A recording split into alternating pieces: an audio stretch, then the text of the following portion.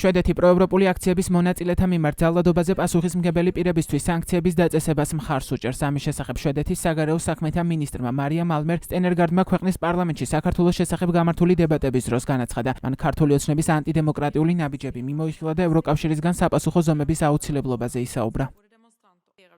2024 წლის 28 ნოემბერს ქართულმა ოცნებამ გამოაცხადა, რომ პარტია ევროკავშირში გაწევრიანების შესახებ მოლაპარაკებების დაწყებას 2028 წლამდე არ აპირებს და ასევე იმავე პერიოდში ევროკავშირის ყველა ფინანსურ მხარდაჭერაზე უარისხმას აპირებს. აღნიშნულმა განცხადებამ საქართველოში მასშტაბური საპროტესტო აქციები გამოიწვია. რამდენიმე შემთხვევაში ჟურნალისტებისა და დემონსტრანტების წინააღმდეგ ძალის გადამეტებული გამოყენება მოხდა. შვედეთი ევროკავშირს მოუწოდებდა ამ მოვლენებთან დაკავშირებით თავისი წინააღმდეგობრივი პოზიცია მკაფიოდ გამოეხატა.